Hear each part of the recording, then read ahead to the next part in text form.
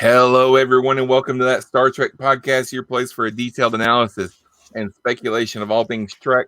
My name is Sean Ray, and I want to remind you that in a pinch, a bean burrito can be used as a social distancing enforcer. Joining me tonight in the pinch is the word you want to use in that reference? Joining me tonight in the historic Infinite Potato Studio is my panel that all have their Horgon prominently displayed. We have Jen. How's it going? As usual, you can't see me, but I am here. No, you are here and we can hear you, so that's good enough. And Scott's here. How's it going, sir? Why do I get the feeling that I'm the only person to whom that Horgon line is actually true? Do you have a Horgon? I can't. If not, you do, I don't see it. Not on camera. Oh. Okay, time to share a little bit too much information with the world. It's in the bedroom. Oh, okay. And Rick is here as well. How's it going? Team Vosh all the way. All right, so tonight we are continuing our retrospective of Star Trek episodes that use time travel as a plot device. This week we're talking about Captain's Holiday, written by Ira Stephen Bear, directed by Chip Chalmers, and the original air date was March 31st, 1990. The IMDb description says, after mediating a difficult trade agreement, Captain Picard is encouraged to take a much-needed rest on a vacationing planet where he's visited by a strange race from the future in search of a dangerous weapon. All right, so as usual, that is the most. Who writes this shit for IMDb? I'm sorry, but their synopses are so far off from what the actual show ever is. I don't know if it's users that do it or I don't know. But I will say this episode barely qualifies as being part of this series. None of our characters actually travel through time. So we have two aliens that are from the future. They claim to be from the future. Yeah, they claim to be from the future. And this artifact that they're searching for is from the future. But so, I mean, as far as time travel, there is time travel involved. So we'll add it. But it's Captain's Holiday. I'm just going to say right now, I never believed them. I think they were I think it was a con game, and Picard beat them at their con game. Well, there was never anything in the episode to make me think that they were lying. So I don't know. Never anything to prove that they were telling the truth either. It all depends on where you're starting from. You know, Rick is starting from the position of, all right, prove to me you're telling the truth, and Sean's saying, okay, prove that you're not from the future.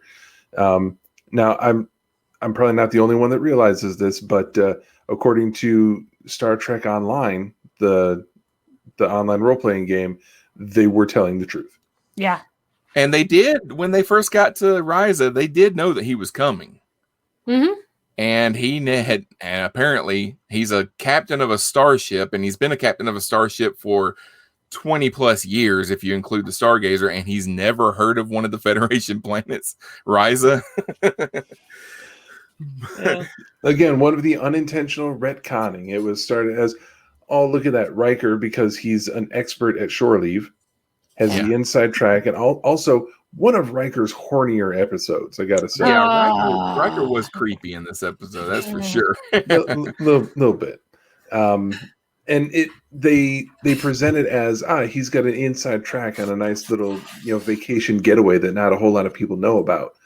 But because it becomes a recognizable vacation planet because of this episode, then they bring it back, and slowly but surely it becomes the most renowned vacation planet essentially in the galaxy, until Deep Space Nine, where they decide, you know what, we have to come up with one better, because Jadzia will not settle for plain old Ryza as a honeymoon destination. We got to come up with a better one. That's where we get Casperia Prime. Oh, yeah. That's right. Yeah. Ryza is always, I don't know. It's more than just a vacation place. It's like this sex paradise or whatever. It's a planetary swingers party. That's what it is. Just like that one planet in season 1 with all the what was it? The one that the Edo. That's right. Oh, the one that Wesley almost got got yeah, axed on. Yeah, justice. So this is not. This I was has never just been checking. one of. Roddenberry was still very much alive at this point. He was, yeah. So I think that's why we're seeing some of the similarities. Well, it is. I mean, at this point, he was in more poor health than before, but yeah, because he passed in 91. But yeah, he was still around. He just wasn't on set as much at this point. But yeah. Did I mention the women? Yeah. Too often, Sean. Yeah. Yeah. Too often, Commander. Too often.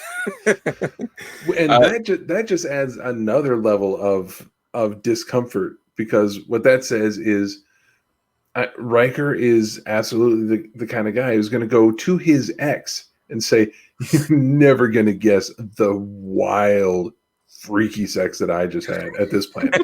Let me tell you all about it."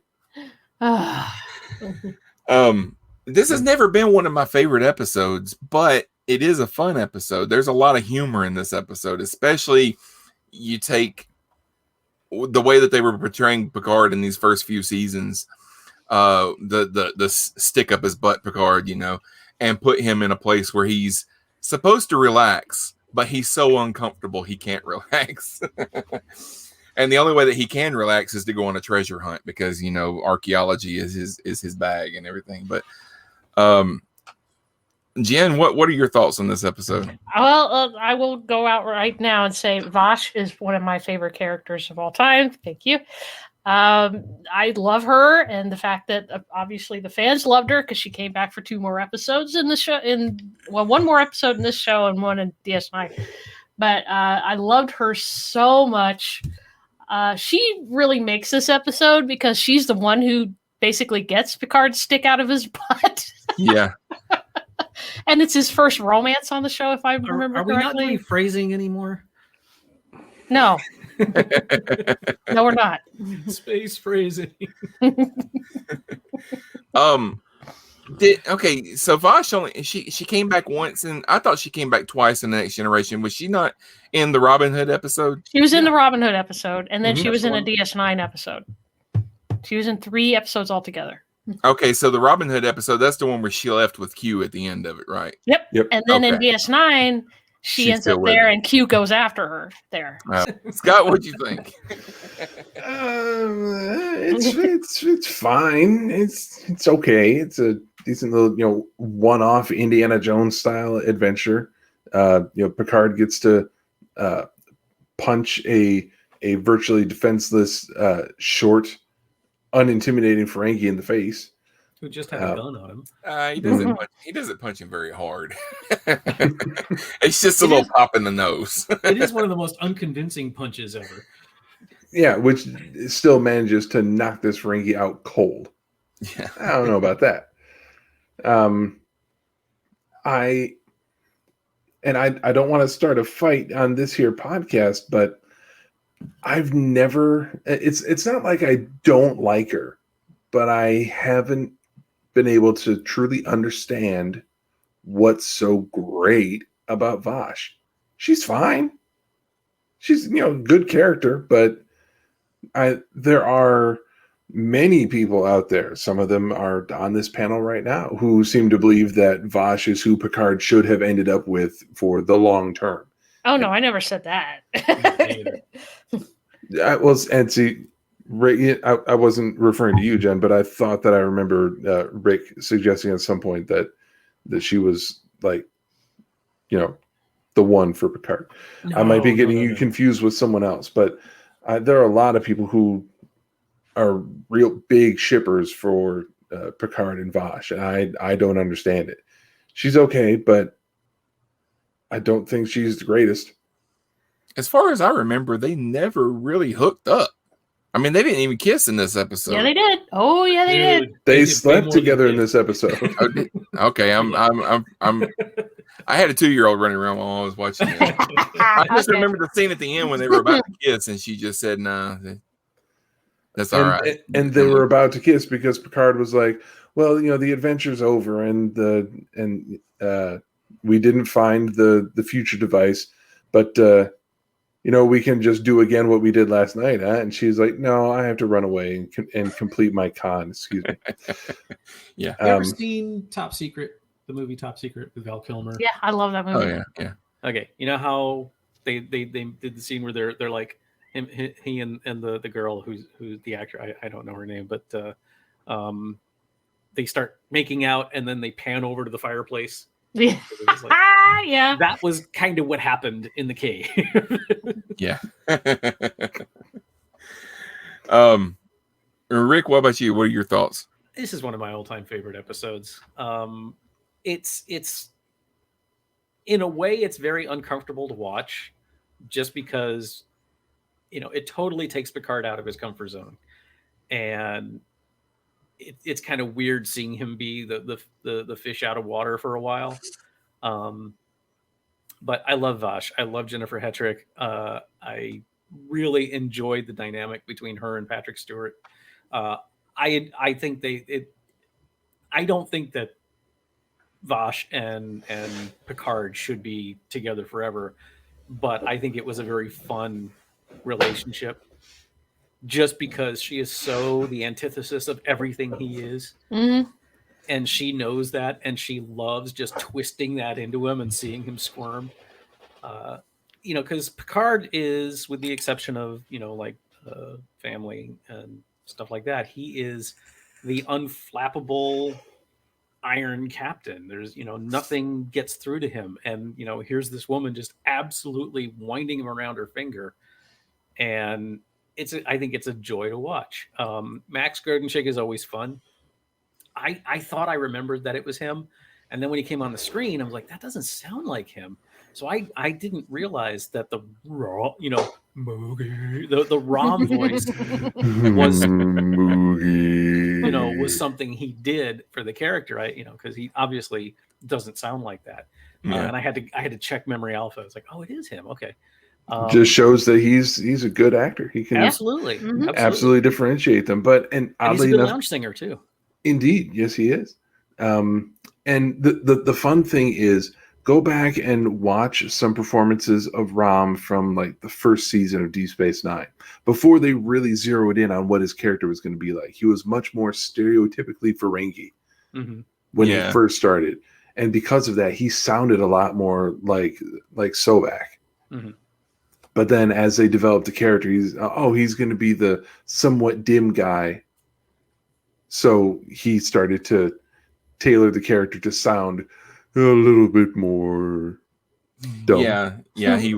Rom was he didn't have a lot of common sense, but I mean, he was smart because he was able to fix things. He was technician type and everything. He literally fixed the holosuite with a spatula. Yeah, yep, he did. Now, I did have some issues. Granted, this was the 90s, but I think at some point we have to stop going, well, it was the time, because it was the 90s. It wasn't the damn 60s. Some of those camera angles of butt cheeks and crotches and was like, all right, we get it.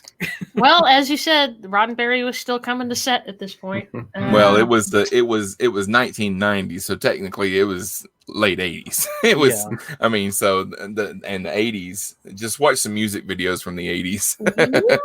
And also, I really hope that Vash wasn't paying that dude to give her a massage, because all he kept doing was squeezing her shin.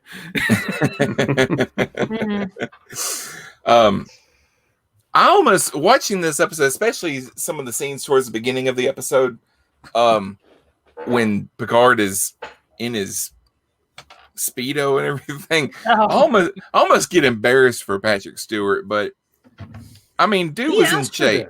He still looked pretty good. I mean, he was in his 50s at this point? No, I think he was in his 40s still. Yeah, 40s. Late 40s.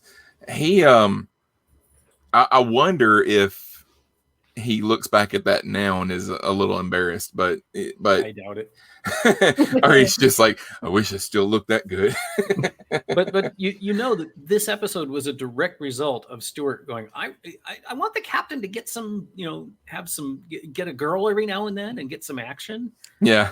So they literally wrote this so that he would get off their back about it. And Kirk got laid every week. Exactly. Well, third season especially, but yeah. Now, at the time this episode was made, if Patrick Stewart was in his late 40s, then at that point he was still a little bit older than I am now. And speaking to your suspicion that you're wondering if he was embarrassed looking back on it, if I looked the way that he looked, if in 5 years, if I looked the way that he looked during this episode, no embarrassment.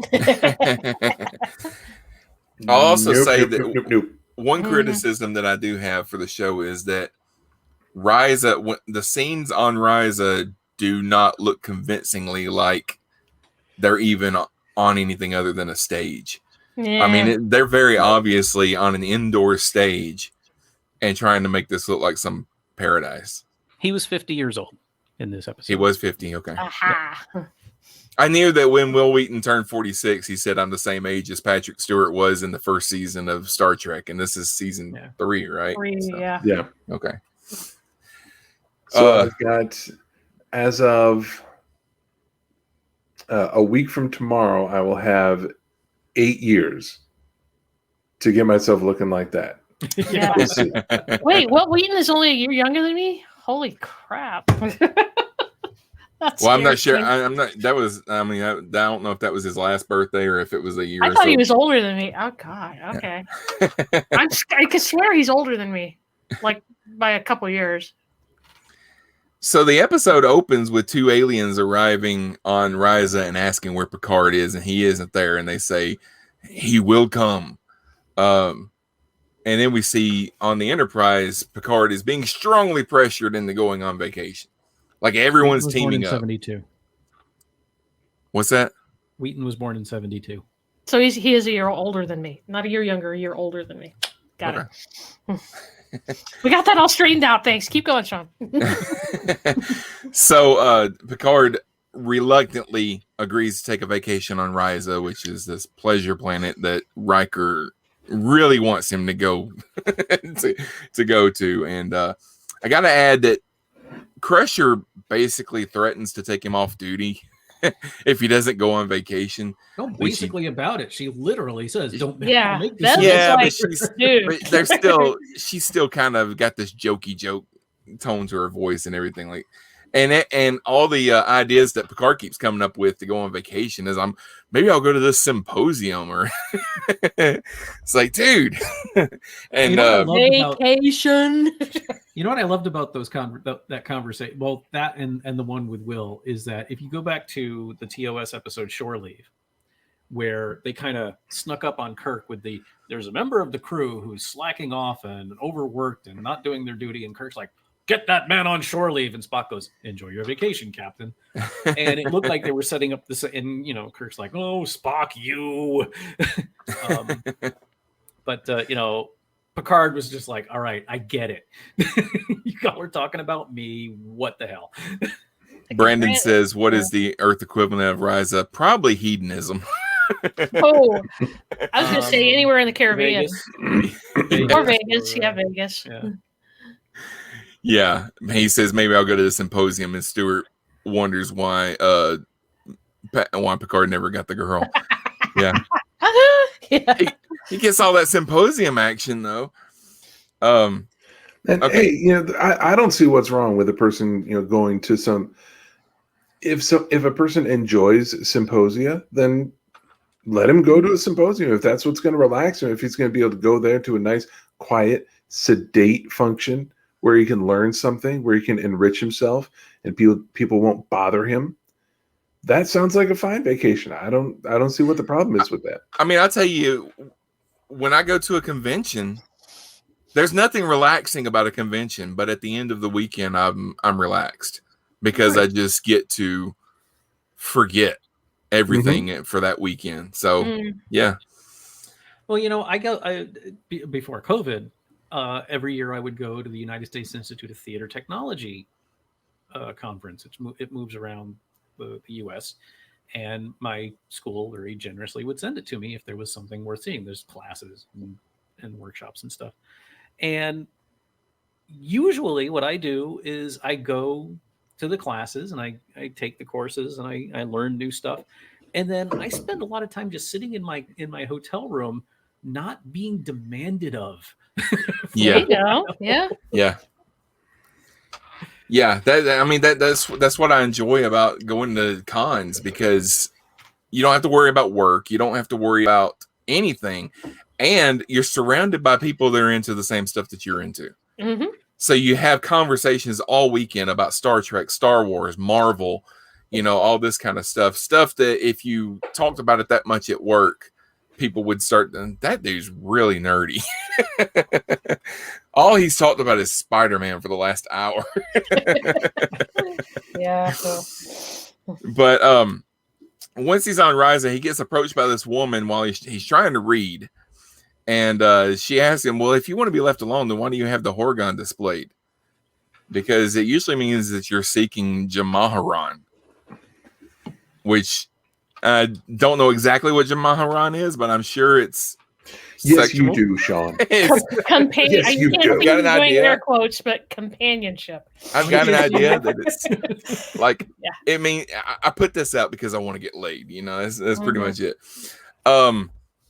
So Riker had asked him to pick that up. While you're there, get this for me. Of course, he wanted to get it for him because he wanted him to display it. And then when he asked for it, if you go back and watch the scene where he asks him for it, Troy gives him a look when he asks for it. She knows exactly what it is, and she doesn't. You know what? I'm not part of this. And what you don't see later is the scene in sickbay where Beverly has to remove it from Riker. Yeah. It never occurred to me. I never saw it as Riker be quiet.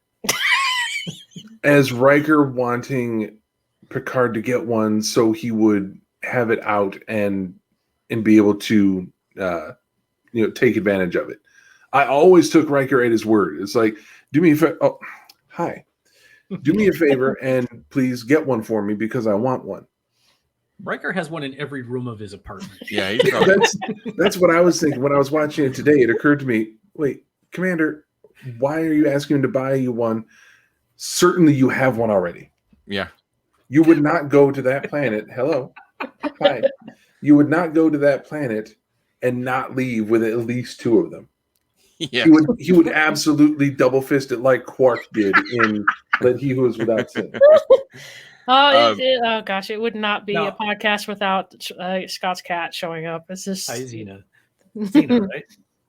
Brandon has a point that she just knows how she can probably sense that Riker is being facetious when he asks for it. But I would imagine that Riker probably buys 14 or 15 when he goes to Ryza, but he might brings a couple home.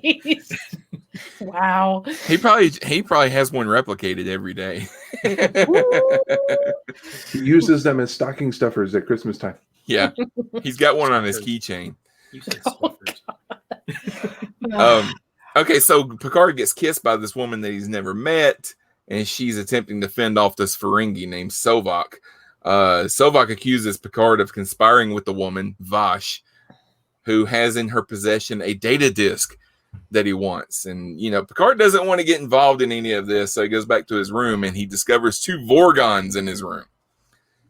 And one of them has the Horgon display. No. It's like, come on in, Picard, it's a party. Oh, we're sorry. The synopsis accidentally switched over to Sean's fanfic there. Yeah.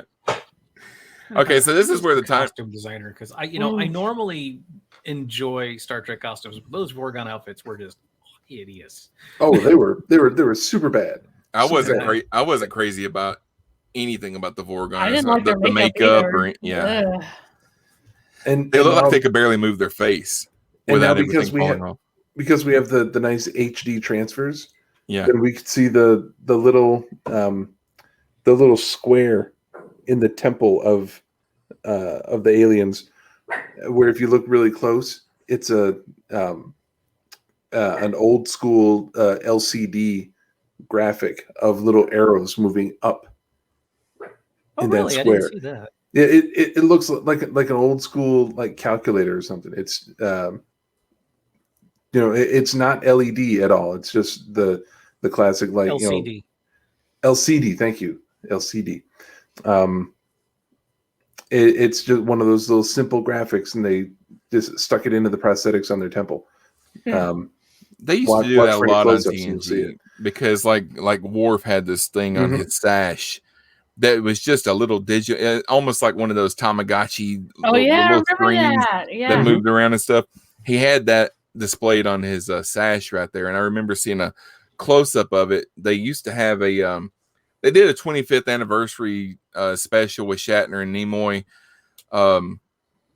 and during that they showed a bunch of scenes like behind the scenes of the Next Generation and stuff, because Next Generation was still kind of young. I mean, it was in the first couple of seasons, and there was a woman. She showed it up close. You know, we were able to get this on Star Trek, and holds up a picture of Worf. He wears it on his sash right there.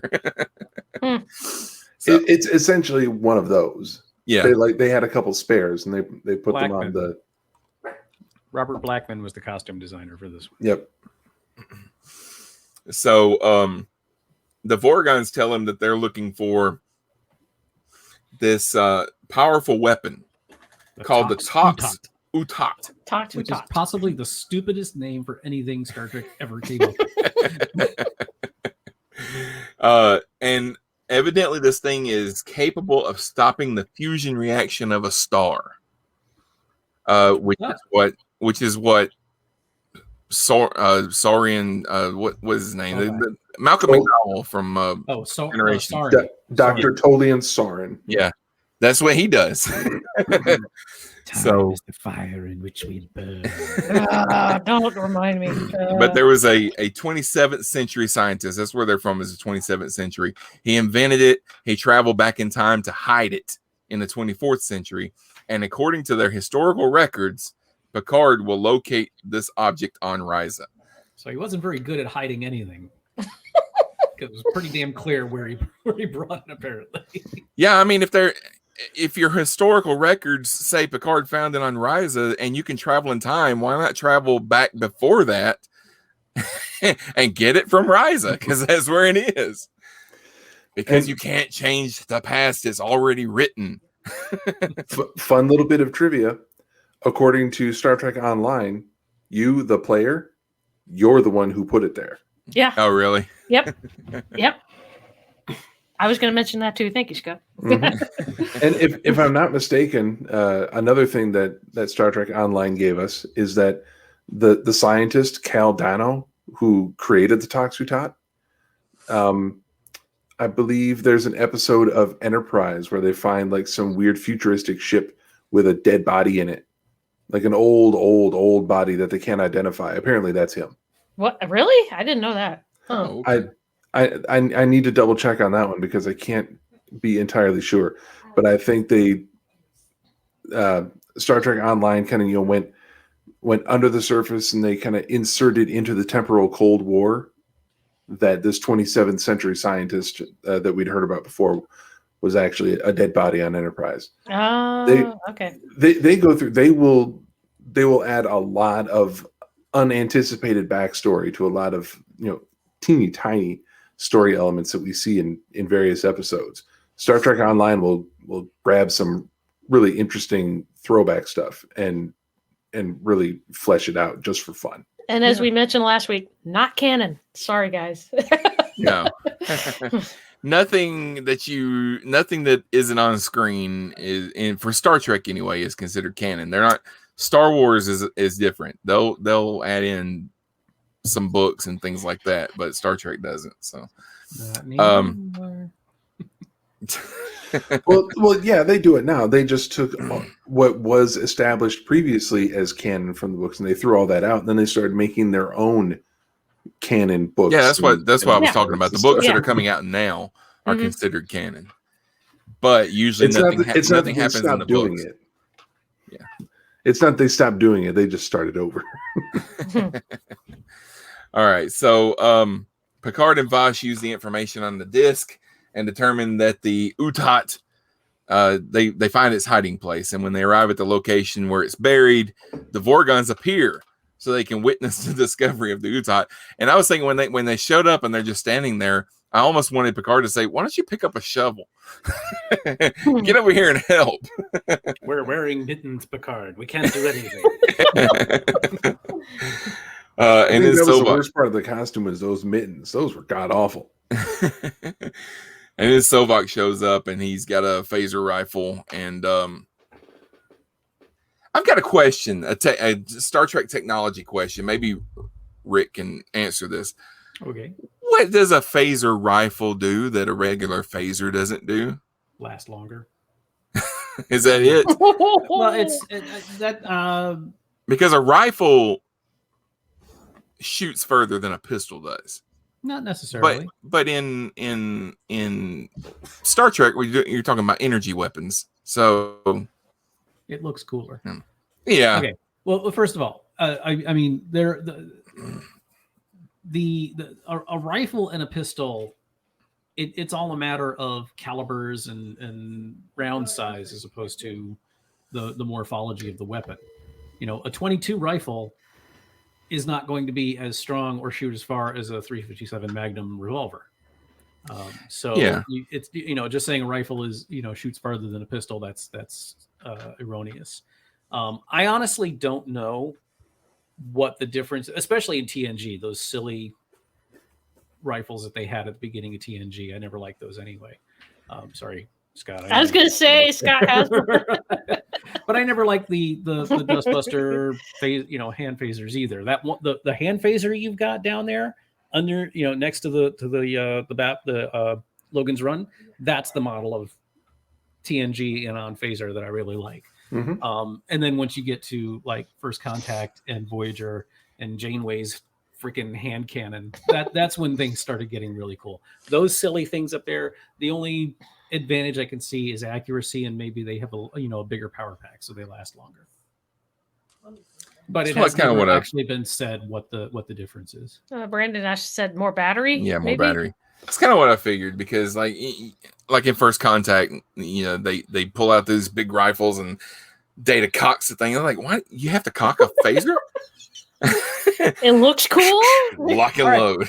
There's something I've been wanting to say for a while, and I haven't had an appropriate opportunity to. But this is a really good one, because I just recently finished listening to The View from the Bridge, which is Nicholas Meyer's book, memoir about his career in movies and especially his time with Star Trek.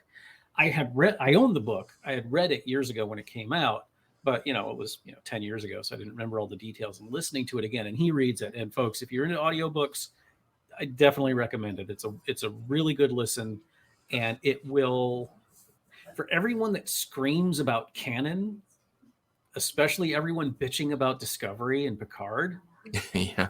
Listen to someone who indisputably saved the whole goddamn Star Trek franchise, and listen to how much he didn't give a rat's ass about canon.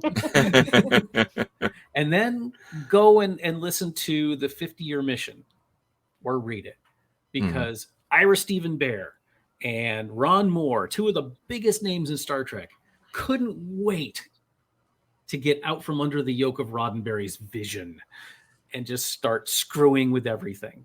So this whole illusion that there is a unifying vision and a unifying canon through Star Trek is so flimsy. And I'm not saying this at you, Sean. I know that sometimes you and I get into it about stuff, but that's not what I'm saying. It's just I've been waiting to say this, and this is the perfect opportunity for it. Everybody just needs to lighten the hell up, because a lot of times things that happen on screen are just because they look cool or it suits the story. I mean, the Borg being killed by a holographic machine gun is stupid AF, but it was a great scene, So that kind of stuff is, and the phaser rifles are a perfect example of that. That phaser rifle up there is a silly prop, but when you need to put, you need rifles because they need something cooler than just a little, a phaser. I mean, look at the TOS phaser rifle. It's a gorgeous prop, but it doesn't even have any way to put it up against your shoulder. I mean, the back end of it just ends. I mean, I like the prop, but it's not in any way practical. And you know, a lot of the stuff that you see on screen in Star Trek and in any other show is there because it looks good and not necessarily because it works. Yeah, my only thing is if you've got different kinds of phasers, I wish that they would show them doing different things, because most of the time they just do the same thing. There's just the mechanism looks different. But like that weapon that was in the most toys that like completely tore that woman apart and everything. The you know, T disruptor, which has been used as many different phasers and weapons in lots of different episodes. I have one of those on the way. It's Oh, currently gosh. in transit right now. The package will arrive probably within the next week or so, along with a Romulan disruptor pistol. Brandon's put in the chat, he's got a quote from Tilly where she says, "I'm holding a Type 3 phaser rifle. It's more powerful and generally larger than the Type 1 or Type 2, which I guess is why they call it the 3. So, said 24th century phaser rifles has 16 power settings, fully autonomous recharge capability, and multiple target acquisition and gyro stabilization. They were slightly less powerful, but much more sophisticated than Cardassian phase disruptor rifles.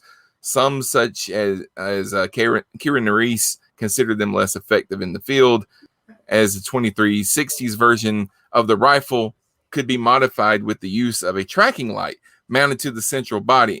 You copied and pasted this from somewhere, right? He says Memory Alpha. You got it from Memory Alpha. Yeah.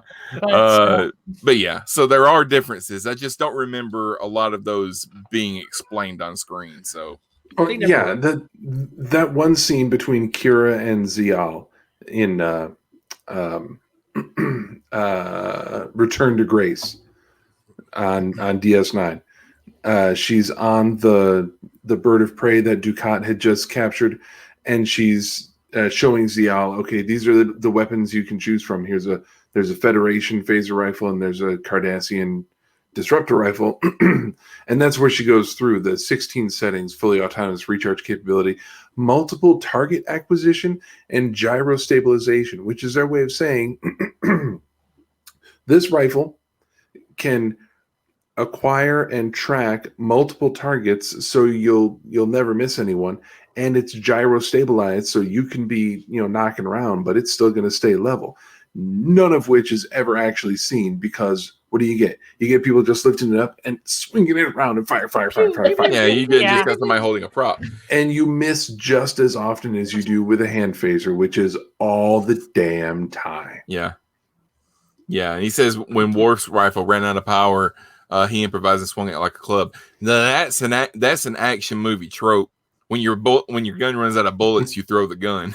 throw it or smack somebody with it. Yeah. Yeah. Superman always ducks. Yeah. He'll let the bullets bounce off of him, but he'll duck out of the way of that pistol. Right. Because that makes a whole lot of sense. But it led to one of my favorite trope jokes of all time in Police Squad, which is the 6-episode TV series. That's how long it lasted before they canceled it. That eventually led to the Naked Gun trilogy of movies. Yeah. Police Squad was hilarious, and I always enjoyed. Brothers, the same guys that did Airplane. Exactly. Yeah. It's Leslie Nielsen and the criminal, the antagonist of the episode. They get into a shootout, and they're ducked behind their different bits of cover with their little revolvers. He has one. They're very close to each other. Very, very close to each other, like 6 feet apart, and they just keep behind a table that they put. Yeah, I remember that. Yeah. They come up and they fire a couple times, then back, and then they run out of bullets. So one of them throws the gun at the other, and then the other one throws their gun back at the person, and then the first one throws the second gun, and they each have a pile of guns next to them, and they're just throwing guns one after the other. Yeah. Mm-hmm. The Vorgons leave, and they're really confused because what just happened doesn't line up with what they remember from their history lessons in middle school. And Sovok, in his obsession, refuses to believe that the Utat is not there. He throws away the rifle and he starts digging, and Vash and Picard escape and just go back to the resort. So the Enterprise comes and picks up Picard, but he catches her trying to sneak away from the resort, and he realizes that she got there before he did, and she's already got the thing. and she kind of did all this as a ruse to fool Savak into thinking that it was lost. So she reveals that she hid it, and the Vorgons reappear. They want it back. Vash suggests that the Vorgons may have ulterior motives, so Picard just has the Enterprise use its transporter to destroy it. And then the Vorgons said, yeah, that's what it said in the history book you would do. and then they just leave. Right. Is anyone else disturbed by the fact that there's a transporter protocol that says destroy whatever my comm badge is on? Yeah, absolutely. Mm. One, it's disturbing, and two, it's another example of, so you guys can do this anytime you want, and you literally never do it. That's the deadly hand of God transporter setting. You can just that is their way of saying we can weaponize the transporter and just straight effing kill you. Yeah. Anytime. Well, I've always figured that the transporter could be used as a weapon if they want to beam somebody and just beam them out into space. Like, well, why say not? Someone who's possessed by Jack the Ripper. Yeah.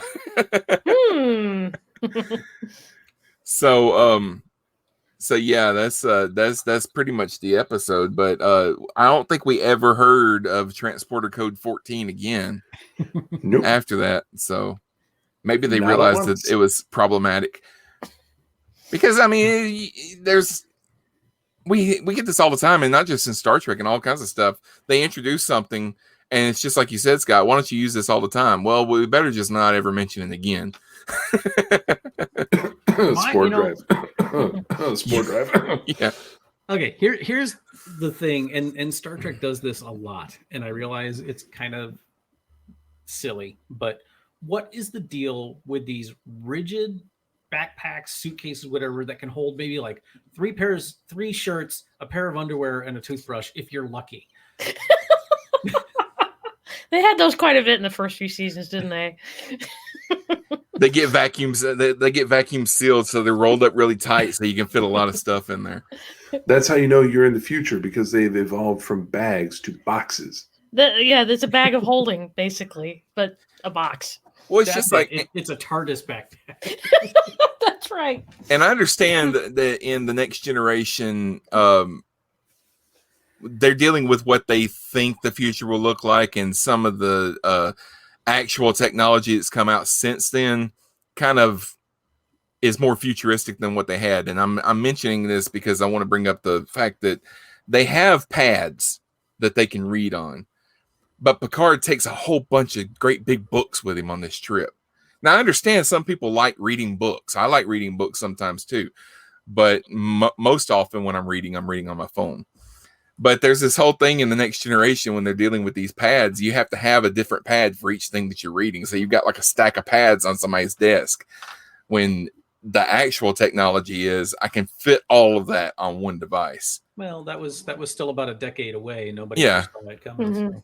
Yeah, and it's kind of we kind of had this discussion about the original series before, because dealing with replicator technology not in the 60s, but dealing with replicator technology in any of Star Trek, and then you look at what we actually have now, where we have 3D printers and stuff. The way that technology is actually going, we may have replicators before, when they would have canonically had them in Star Trek or whatever. Yeah, so. yeah. Well, it's actually. Go ahead.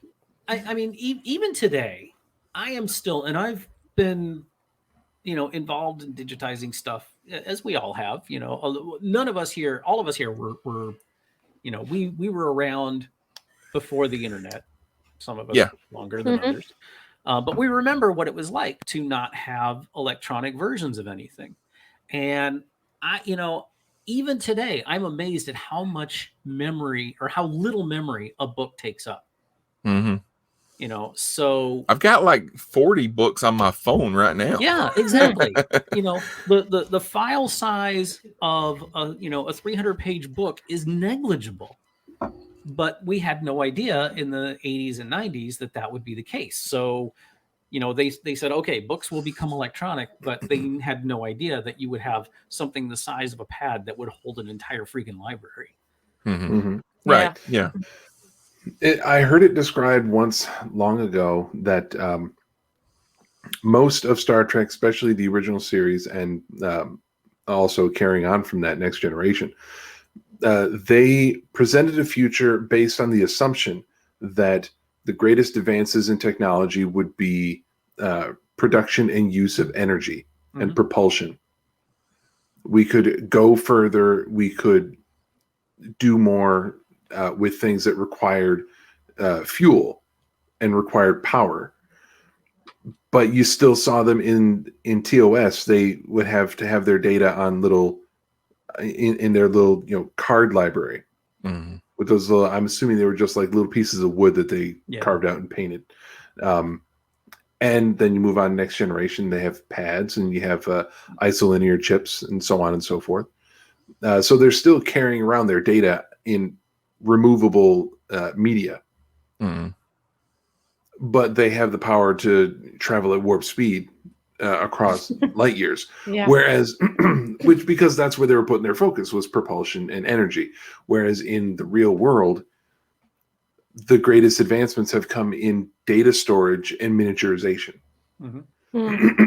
Which is why, which is why we see them carrying around multiple pads, because they thought this is how we're going to have to carry things around. We don't have clipboards. We have electronic clipboards, but they still function essentially the same way, because if they had been clipboards, right, if they had been able to peek into the future just a few decades, they would have realized, oh, these devices can wirelessly access the computer and show what's on there. So it's just a portable console for the thing that they live on. They live in the computer. Yeah, but my the Echo speaker wakes up every time I say the word, so I have to be careful. Yeah, the way that they portray it on the show is like, I need to go on the bridge and have the captain sign this pad. Now, if anything happens to this pad before I get it back to the computer, he's going to have to sign it all over again, because it's not connected through Bluetooth to the computer where I can just send it straight to the computer. All right, I've got a few things of trivia here. Michael Dorn appears briefly as a tourist on Ryza without his makeup. Oh, really?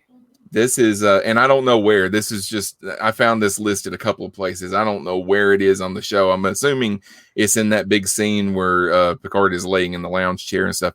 He must be one of the people that walk by or something. This is the first of two instances where he is seen out of makeup during this series. The second one is during the Next Generation Homeward, as where he's disguised. Oh, yeah. And then he appears out of makeup in Deep Space Nine, Far Beyond the Stars. Yeah, as Willie Hawkins. The view of Ryza. Did you catch the game? The view of Ryza when the Enterprise comes into orbit is actually Australia, specifically focused on the state of South Australia. And this is this episode is the only time that Transporter Code 14 is ever mentioned in the entire franchise. Deidre Immersheen, who plays Joval, which is the lady that comes and talks to Picard at the beginning, she later plays Watley on Deep Space Nine, Trials and Tribulations. She looked familiar. Okay. Yeah, Okay. she comes back in Deep Space Nine. That's she's the one that Bashir encounters in the turbo lift and thinks that she could be his great grandmother. Yeah. And it was going to be a predestination paradox, and O'Brien's like, get us the fuck out of here. The name Samuel Estragon is probably a reference to Samuel Beckett and his play Waiting for Godot, which features a character with the name of Estragon. Patrick Stewart has played Vladimir in Waiting for Godot several times. Wesley and Geordi do not appear in this episode at all, and Data appears, but he doesn't say anything. And then